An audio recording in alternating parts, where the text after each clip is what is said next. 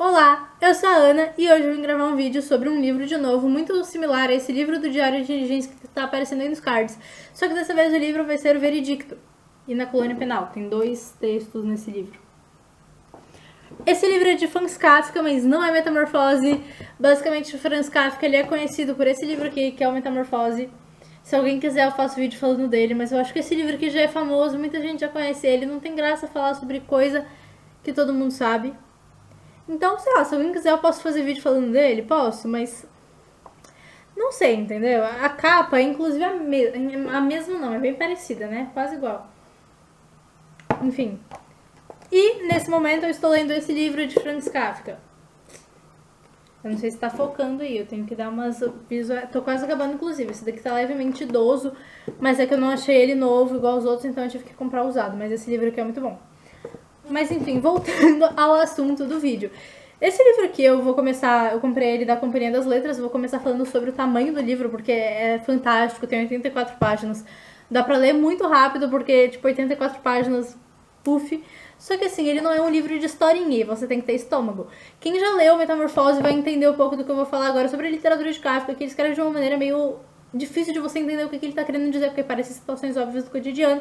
Só que daí a gente começa a ler, a gente começa a perceber, nossa, como tal personagem foi malvado na situação X.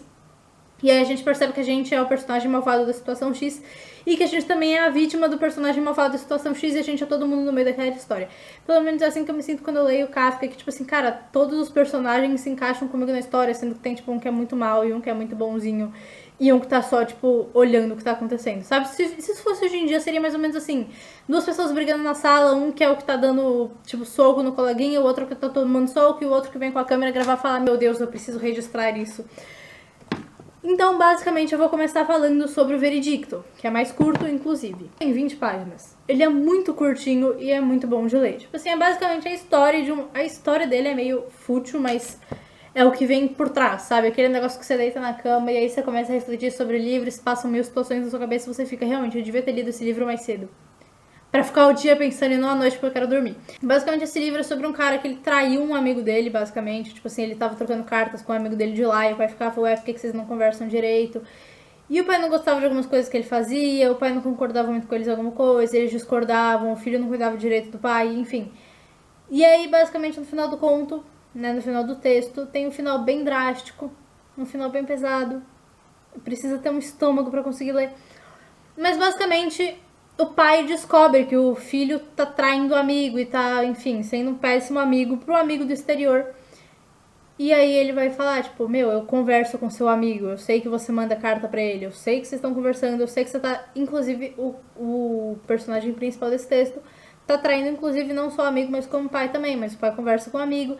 E aí, tipo, tem todo aquele negócio da traição e tem o negócio da mãe também do principal que tinha morrido. É um texto muito bom. Ele é difícil de ler, ele é pesado, tem que ter um pequeno estômago, principalmente quando chega no final, que você olha e você fica, meu Deus, que final é esse? Eu não gostei. É tipo um final meio aberto, sabe? Tipo assim, o final acaba, porque o personagem morre. Mas ficou um final meio aberto ali, sabe? Tipo, será que ele foi pro céu? Será que ele foi pro inferno? Não sabemos. Mas é muito pesado. Se o veredicto é pesado, imagina na colônia penal, não é mesmo? O nome já entrega um pouco, assim, que ele vai ser pesado. Um pouquinho. Resumindo a história de Na Colônia Penal. É basicamente um cara que, tipo assim, ele tinha ido visitar uma colônia penal. Só que o cara que tava, tipo, dono da colônia penal, ele gostava muito mais da era antiga da colônia penal. E isso tem muita alusão aos preconceitos de hoje em dia. Tem muita gente que é muito conservadora e gostava mais da época que tinha mais preconceito porque achava que o mundo era melhor. Tipo, vamos se tocar, amore? E aí, basicamente, as pessoas querendo fazer virar uma coisa mais atual e que torturasse menos as outras. Basicamente, tipo, todo mundo tinha que obedecer esse chefão. E se alguém não obedecesse, tinha punição. Aí ele pegou um cara desobedecendo, tipo, um dos caras que devia obedecer, ele desobedecendo. E aí ele falou, tipo, pro que tinha ido visitar. Eu não vou falar o nome dos personagens porque eu não lembro de cabeça. Eu tenho muita facilidade pra esquecer o nome de personagem. Mas aí ele falou pro cara que tinha ido visitar, vem cá, eu vou te mostrar como é que funcionam os castigos da colônia penal.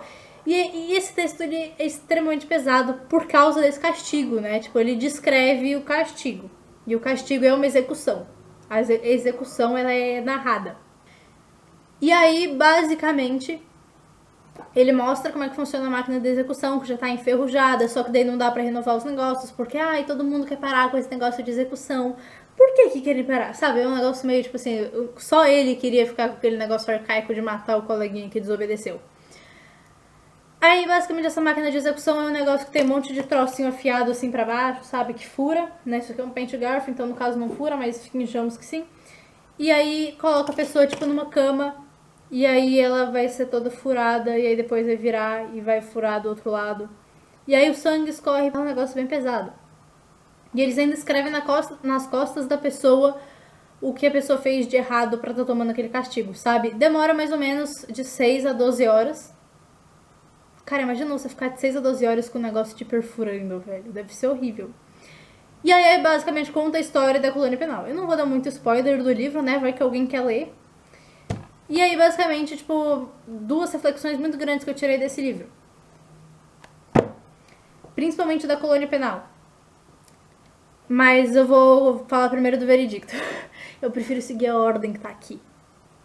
No veredicto, você é o coleguinha que trai o seu coleguinha sem a intenção de trair o seu coleguinha? E pra resolver o problema, você cria um problema maior ainda?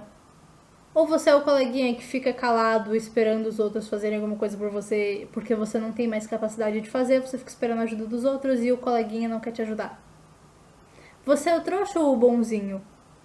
Mas se você é bonzinho, você não é tão bonzinho assim. Na colônia penal, agora... Por que eu tenho isso? Agora falando sobre a colônia penal. Você tem certeza que você é o cara tão bonzinho que foi parar na execução? Ou talvez para algumas pessoas você seja o cara malvado que quer que o processo de execução ele continue existindo? Fica aí o questionamento. E é esse o vídeo. Espero que vocês tenham gostado.